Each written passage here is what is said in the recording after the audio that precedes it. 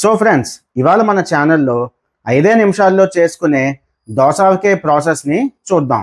దీనికి కావాల్సిన items: 1/2 kg దోసకాయలు, 1 కప్ ఆవు పిండి, 1/2 కప్ ఉప్పు, అదేవిధంగా 1 కప్ కారం, అలాగే 1 చిన్న కప్ నిండా ఆయిల్, అదేవిధంగా 1/2 స్పూన్ ఇంగువ, అలాగే 1 చెంచా నిమ్మఉప్పు.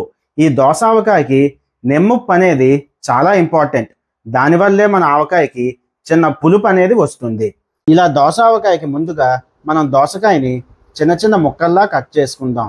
అలాగే ఈ దోసకాయని కటింగ్ చేసుకుంటున్నప్పుడే చేదు ఎలా ఉందో కూడా ఒకసారి చెక్ చేసుకోండి. మరి దోసకాయ కానీ చేదు వస్తే అది ఆవకాయకి రుచికి అంత బాగుండదు.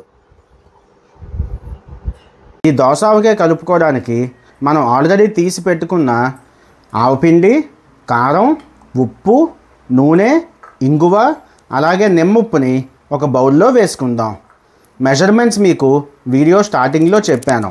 సో అవే మెజర్మెంట్స్ని ఫాలో అవుతున్నాం.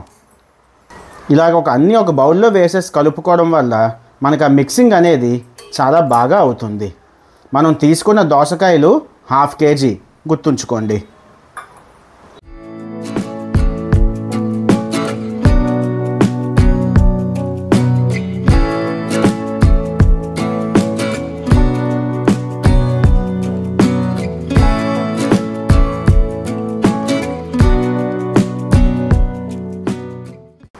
ఇలా మనం కలుపుకున్న తర్వాత కట్ చేసి పెట్టుకున్న దోసకాయ ముక్కల్ని ఆ కలుపుకున్న ఆవపిండి దాంట్లో వేసుకుందాం. ఇలా వేసుకొని ఒకసారి బాగా కలుపుకుంటే ఈ కలుపుకున్నది దోసకాయ ముక్కలకి బాగా పట్టి ఆ ఆవకాయ టేస్ట్ అనేది చాలా బాగా వస్తుంది.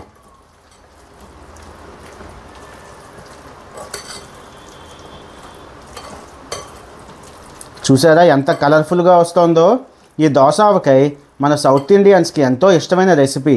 ఇది అన్నంలో కలుపుకున్నా బాగుంటుంది, అలాగే టిఫిన్స్లో ఇడ్లీ, దోశ వాటిల్లోకి నంచుకొని తిన్నా ఎంతో టేస్టీగా ఉంటుంది.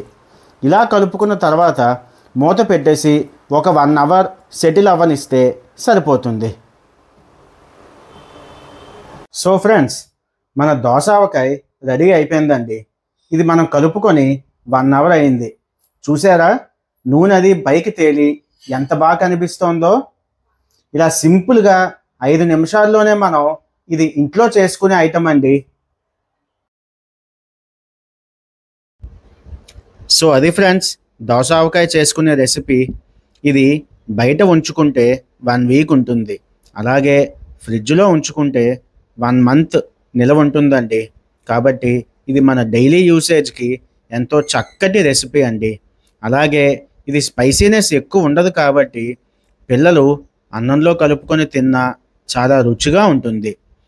కాబట్టి ఈ దోస ఆవకాయని మీరు ట్రై చేసి ఎలా వచ్చిందో మాకు కమెంట్ సెక్షన్లో తెలియజేస్తారని మేము మనస్ఫూర్తిగా ఆశిస్తున్నాం. ఇప్పుడు ఒక ముద్ద తిని ఇది ఎలా వచ్చిందో మీకు నేను చెప్తాను. చూసారా ఫ్రెండ్స్ ఎంత కలర్ఫుల్గా కనిపిస్తోందో? ఇది మన ఇంట్లోనే చేసుకునే చాలా సింపుల్ రెసిపీ అండి. ఒక ముద్ద తింటున్నాను. ఫ్రెండ్స్ చాలా బాగుంది.